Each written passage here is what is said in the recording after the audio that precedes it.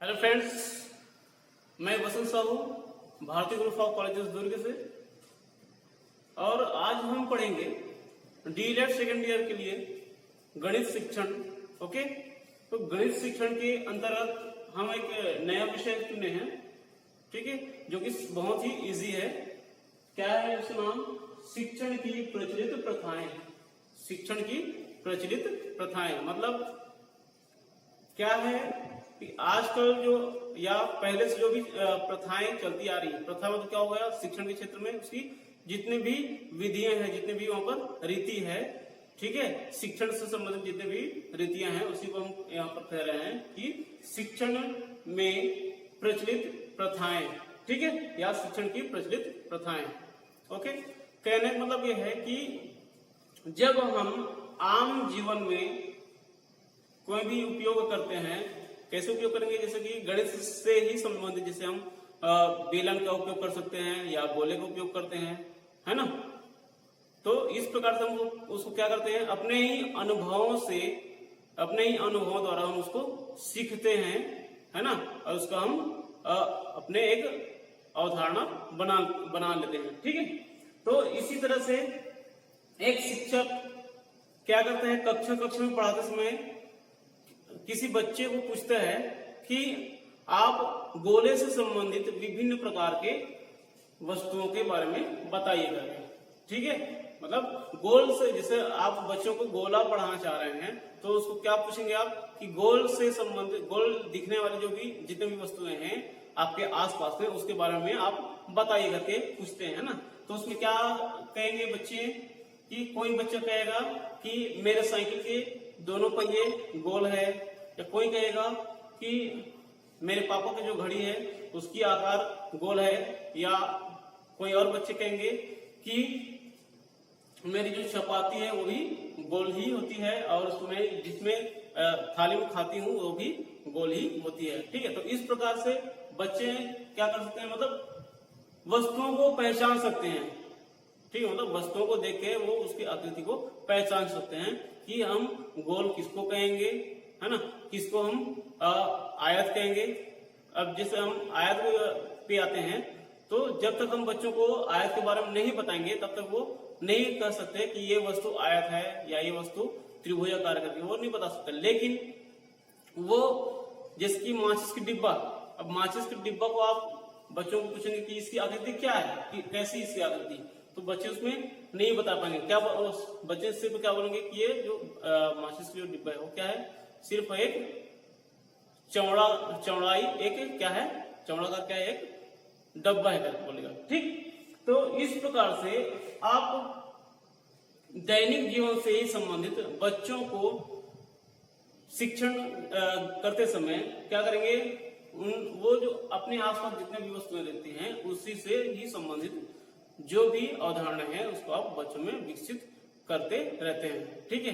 तो इस प्रकार से ये जो रीति है वो पहले से ही चलती आ रही है ना। एक इसी प्रकार से बहुत से लोगों को ये लगता है कि जो एक शिक्षक है उनको जिस विषय को पढ़ाते हैं, ठीक है, जिस विषय को पढ़ाते हैं, जैसे कि गणित पढ़ा रहे हैं, तो उनको ये लगता है कि ये जो शिक्षक है उसको गणित से संबंधित जितने भी अवधारणा है वो अच्छे से मालूम होगा करके। ये भी एक प्रकार के प्रथा ही है, प्रचलित प्रथा ही है एक प्रकार से, ठीक है। इसी प्रकार से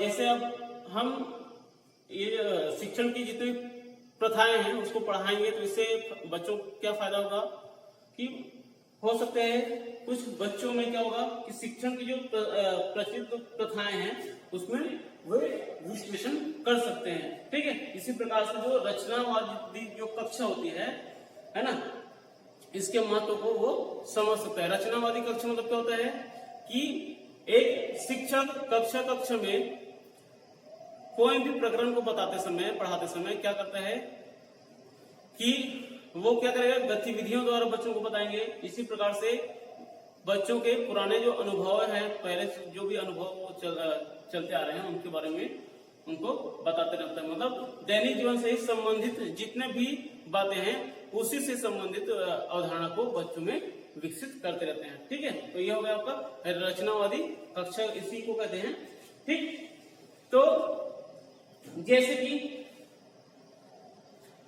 शिक्षक की जो प्रचलित जो प्रथाएं होती है ना, शिक्षण में जो भी प्रचलित प्रथाएं हैं उसमें ये भी होता है कि एक शिक्षक को जब सेवा करते हैं, है ना, मतलब जब पढ़ाते हैं तो उनके पहले एक लोगों को ये लगता है कि इस शिक्षक को जिस विषय में वो पढ़ाना चाहते हैं उस विषय में वो पूरी तरह से निपुण होंगे।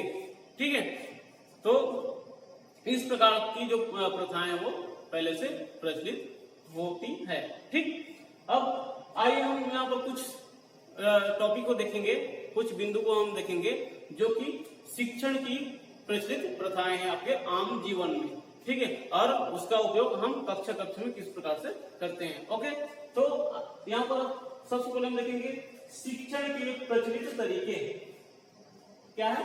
शिक्षण के प्रचलित तरीके। तो जैसे कि आपको ये कहा गया है कि शिक्षण के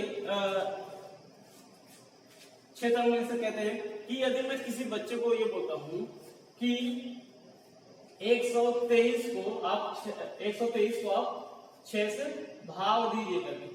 ठीक है, 123 को आप 6 से भाग दीजिए करके, है ना। तो कोई बच्चा क्या करता है जिसको मालूम ही नहीं कि किस प्रकार से आप भाग देते हैं, तो क्या करेगा, भाग देना वो इधर से शुरू करता है, यानी कि आपके दाएं हाथ से शुरू करता है उसको हल करना। ठीक है, लेकिन सही तरीका क्या है, प्रचलित प्रथा क्या है यहाँ पर शिक्षण में भाग लेने की, कि आप जब भी किसी अंग को या किसी वस्तु को जब भाग देते हैं तो हमेशा उसके बाएं पक्ष से ही भाग देना शुरू किया जाता है। ठीक है, बाएं पक्ष से ही भाग देना शुरू करते हैं। ठीक है, लेकिन वहीं पे एक बच्चा पूछता है कि इसको मैं 3 से शुरू क्यों नहीं कर सकता, 3 से शुरू क्यों नहीं कर सकता। ठीक है, तो एक शिक्षक क्या कहेगा वहां पर कि भाग देने की जो तरीका होता है ना, किसी भी अंक को भाग देने की जो तरीका है वो हमेशा बाएं पक्ष से ही शुरू किया जाता है।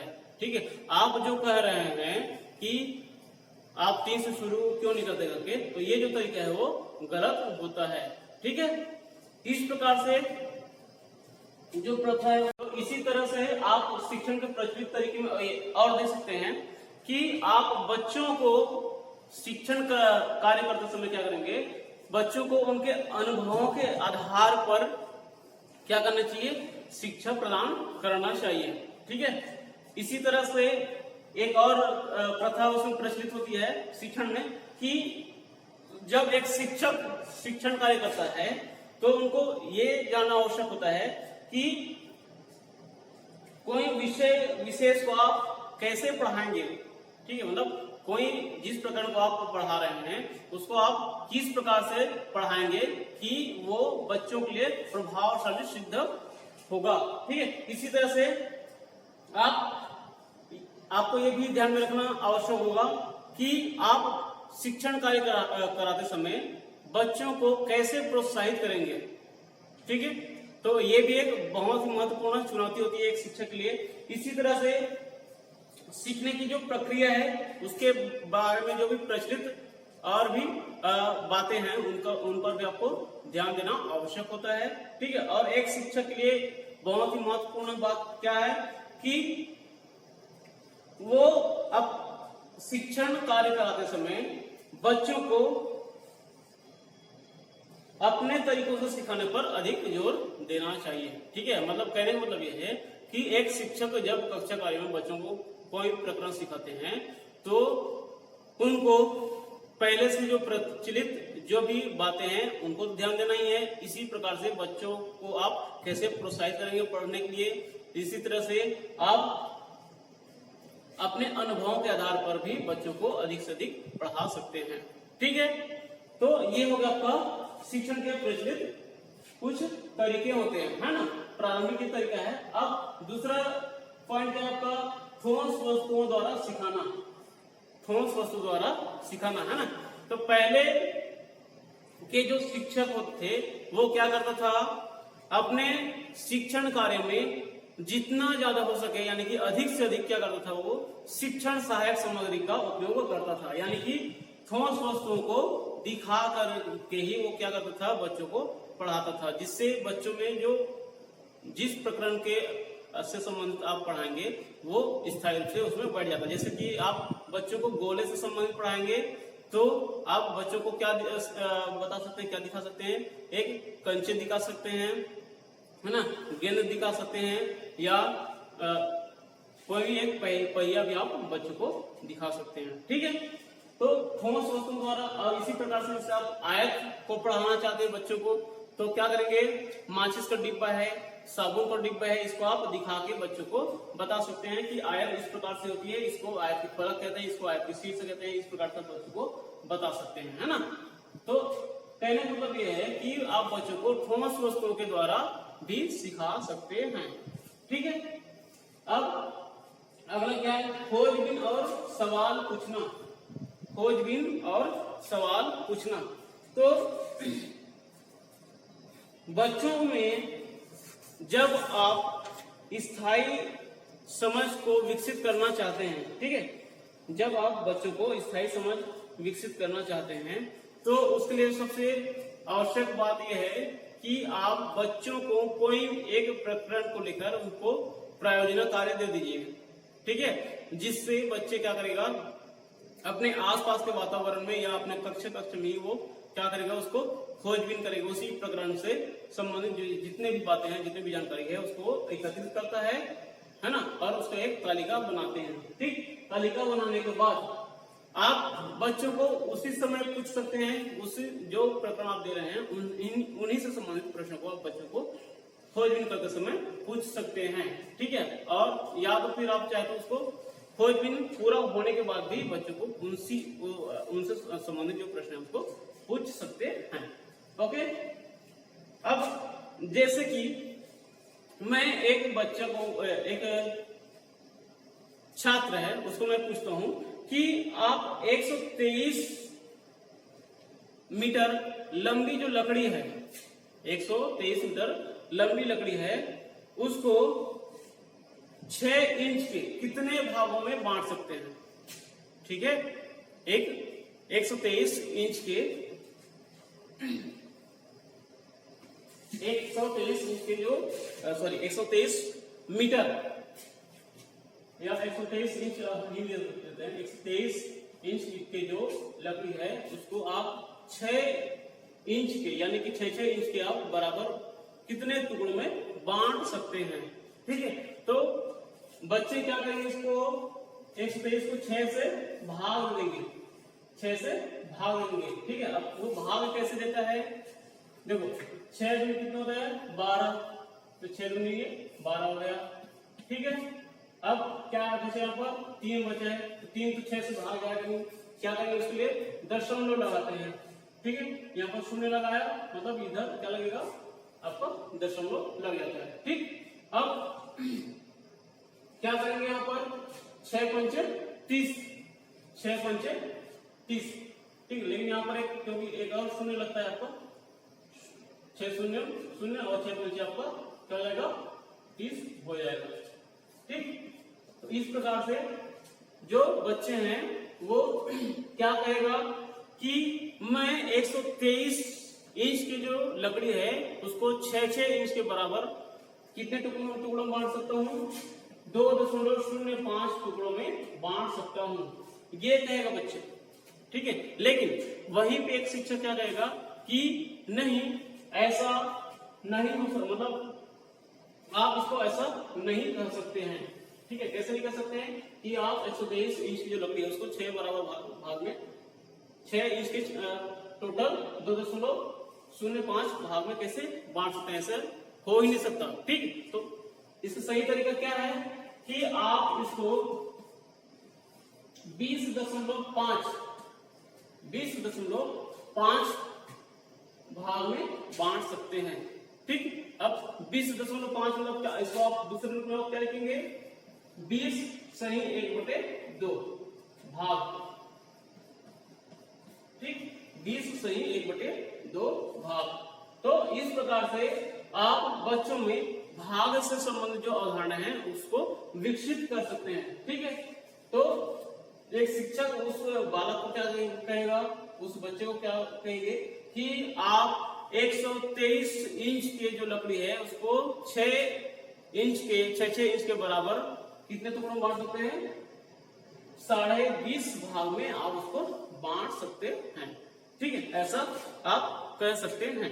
ओके, तो इस प्रकार से आप बच्चों में खोज एक किसी प्रकरण को देकर उसको प्रोजेक्ट वर्क दे सकते हैं, है ना, जिससे बच्चे स्थायी रूप से सीखते हैं और उसको वो करके ही सीखते हैं। ठीक है, इसी तरह से शिक्षक दे मौके और बच्चे रचे ज्ञान। ठीक है, तो यहाँ पर भी वही बात हो रहा है कि आप एक शिक्षक होने के नाते क्या करेंगे, अधिक से अधिक बच्चों को मौका देंगे। कैसे मौका देंगे कि वे किसी प्रकरण से संबंधित जो भी बातें हैं उसको अपने से स्वयं उसको खोजें। ठीक है, स्वयं जानकारी एकत्रित करें और उसका एक प्रकरण बनाए करके। ठीक है, तो इस प्रकार से बच्चों में क्या होगा, नवीन ज्ञान की उत्पत्ति होती है। ठीक है, और उनमें जो वैज्ञानिक दृष्टिकोण है उसकी भी विकास होती है। ठीक, तो इस प्रकार से आप ये कह सकते हैं खोजबीन द्वारा जो भी ज्ञान आपको मिलता है, बच्चों को जो भी ज्ञान मिलता है वो क्या होता है, लंबे समय तक याद रहता है, मतलब वो स्थायी बन जाता है। ठीक, अब 5वां बिंदु क्या कह रहे हैं, आत्मविश्वास से सीखना। जब बच्चों को आप कोई एक प्रोजेक्ट देते हैं, ठीक है, रिसर्च करने के लिए या खोजबीन करने के लिए, तो बच्चे उसको क्या करते हैं, खोजबीन कर लेगा। खोजबीन करने के बाद क्या करता है, वो उसके एक निष्कर्ष तक पहुंच जाता है। ठीक है, निष्कर्ष तक पहुंचने के बाद क्या करता है, वो उसको जो भी आपका रिजल्ट है उसको बता सकता है कि इसमें ऐसा करने पर उसमें इस प्रकार से परिवर्तन होता है करके। ठीक, मतलब एक वस्तु का प्रभाव दूसरे वस्तु पर कैसे पड़ता है, या एक संख्या को बदलने पर दूसरे संख्या में क्या प्रभाव पड़ता है, उसका वो ज्ञान, उसका वो खोज कर सकता है। ठीक है, इस प्रकार से बच्चों में क्या होगा, अपने अंदर एक आत्मविश्वास उत्पन्न हो जाता है। ठीक है, और उसके बाद आकलन करना। आकलन करने का मतलब क्या है कि बच्चों को आप जो भी प्रोजेक्ट वर्क देते हैं या जो भी कार्य देते हैं कक्षा में हो, चाहे उनके गृह कार्य से संबंधित हो, तो उसके बाद आप क्या करेंगे, बच्चों के द्वारा किया गया जो कार्य है उसका आकलन करेंगे। ठीक है, उससे पहले आप क्या कहेंगे कि बच्चों को आप जो भी कार्य किए हैं, जितने भी आप प्रोजेक्ट वर्क किए हैं, उसकी आप स्वयं आकलन कीजिए। ठीक है, स्वयं आप उसका मूल्यांकन कीजिए। उसके बाद अंत में क्या करते हैं, शिक्षक उनका मूल्यांकन करता है, उनका आकलन करता है और एक निष्कर्ष तक ये पहुंच सकता है कि कौन से बच्चे कितना सीखा है, कौन से बच्चे नहीं सीखा है, और बच्चे कहां पर त्रुटि कर रहा है, किस प्रकार की त्रुटि कर रहा है। ठीक है, और वो उस त्रुटि को क्यों कर रहा है। ठीक है, तो इस प्रकार से एक शिक्षक क्या करेगा, बच्चों का जो भी सीखते हैं बच्चे उसका आकलन करेगा और उसके आधार पे अपने जो शिक्षण विधि है ना, उसको उसमें परिवर्तन करता है। ठीक है, उसमें वो समय पर उसको परिवर्तन करते रहता है। ओके, तो इस प्रकार से आप बच्चों में शिक्षण की प्रचलित जो प्रथाएं हैं उसको बता सकते हैं। ओके, समझ आया? Thank you.